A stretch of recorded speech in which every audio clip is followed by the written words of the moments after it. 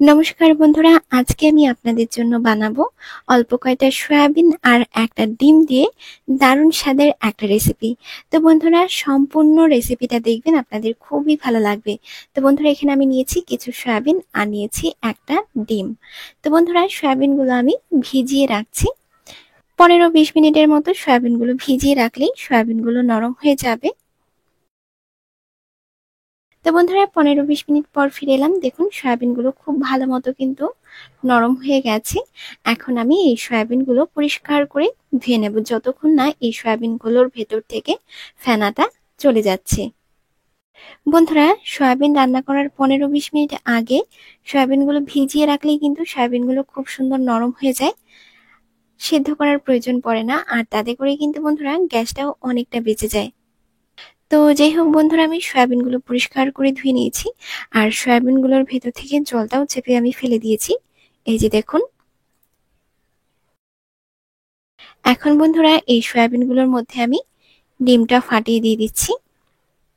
আমি বন্ধুরা একটা ডিমই দিলাম, আপনারা চাইলে এর থেকে বেশিও দিতে পারেন।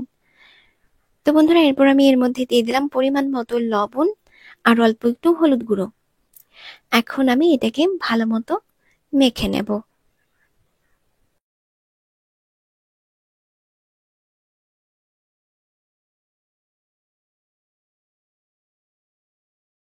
তো বন্ধুরা, সয়াবিনগুলো আমি ডিমটা দিয়ে খুব ভালো মতো মেখে নিলাম। এটা আমরা 5 মিনিটের জন্য এরকম ভাবেই রেখে দেব।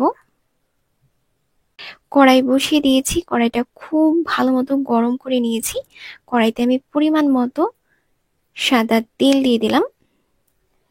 তেলটা গরম হয়ে গেছে বন্ধুরা, এখন আমি ডিম মাখানো সয়াবিনগুলো তেলের মধ্যে দিয়ে দিলাম। হালকা হাতে নাড়াচাড়া করে নিয়ে সয়াবিনটা আমরা ভাজা করে নেব।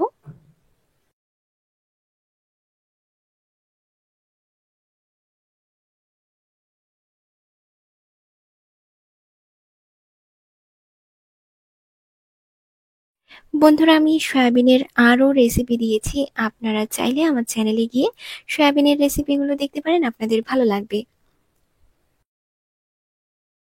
বন্ধুরা, সয়াবিনগুলো এভাবেই কিছুক্ষণ পর পর নাড়াচাড়া করে সয়াবিনগুলো খুব ভালো মতো ভাজা করে নিতে হবে। বন্ধুরা, সয়াবিনগুলো আমাদের খুব ভালো মতো ভাজা হয়ে গেছে। এখন আমি সয়াবিনগুলো নামিয়ে নেব।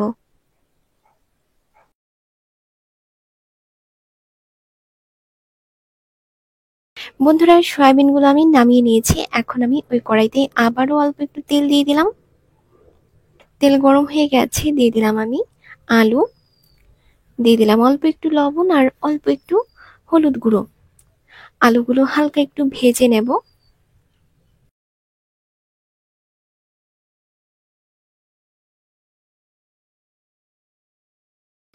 তো বন্ধুরা, আলুগুলো আমাদের ভাজা হয়ে গেছে, আলুগুলো আমি তুলে নিচ্ছি। এখন আমি ফোড়নে দিয়ে দিচ্ছি অল্প একটু জিরা আর দিয়ে দিচ্ছি পেঁয়াজ কুচি। একটা বড় সাইজের পেঁয়াজ কুচি আমি দিয়ে দিলাম।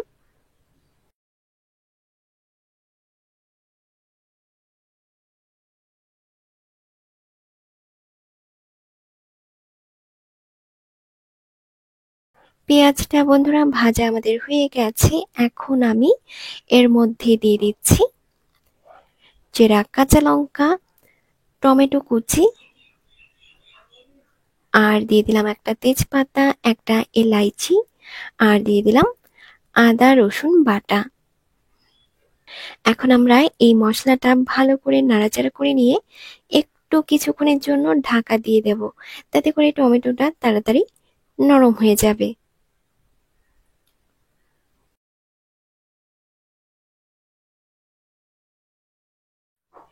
একটু কিছুক্ষণ পর ফিরে এলাম, ঢাকনাটা আমি নামিয়ে নিচ্ছি।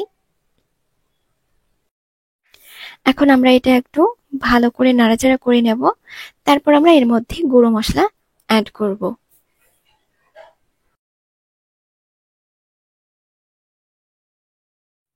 তো বন্ধুরা, ভালো করে নাড়াচাড়া করে নিলাম। এখন আমি এর মধ্যে দিয়ে দিচ্ছি পরিমাণ মতো হলুদ গুঁড়ো, পরিমাণ মতো লবণ, অল্প একটু লাল লঙ্কার গুঁড়ো।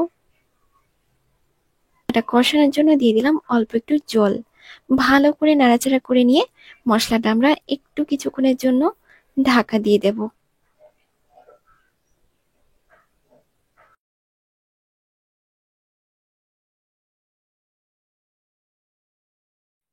দুটো লঙ্কা আমি তুলে রাখছি, এই লঙ্কা দুটো আমি পরে দেব।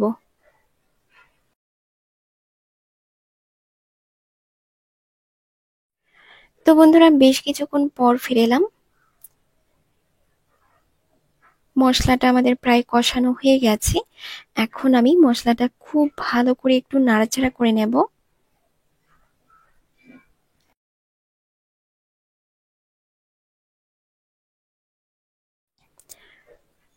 বন্ধুরা মশলাটা আমি খুব ভালো করে নাড়াচাড়া করে নিয়েছি। এখন আমি এর মধ্যে দিয়ে দিচ্ছি ভেজে রাখা সয়াবিন আর আলুগুলো। আর দেখুন বন্ধুরা মশলার রংটা বেশ সুন্দর লাগছে দেখতে। একটুখানি আমি জল দিয়ে দিলাম।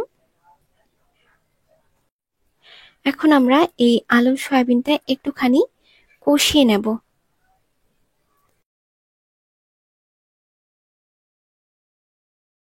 আলু সয়াবিনটা ভালো করে নাড়াচাড়া করে নিয়েছি। এখন আমরা এটা একটু কিছুক্ষণের জন্য ঢাকা দিয়ে দেব। একটু কিছুক্ষণ পর ফিরে এলাম বন্ধুরা। দেখুন বেশ সুন্দর লাগছে।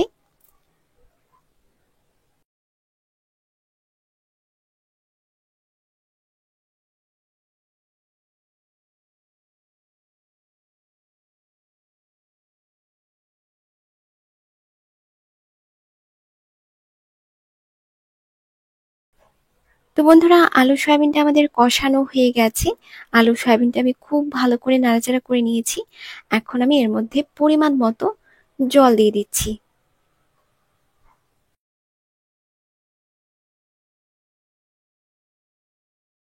এখন আমরা এই সয়াবিন তরকারিটা আবারও একটু কিছুক্ষণের জন্য ঢাকা দিয়ে দেব, তাতে করে সয়াবিন গুলো খুব সুন্দর নরম হবে।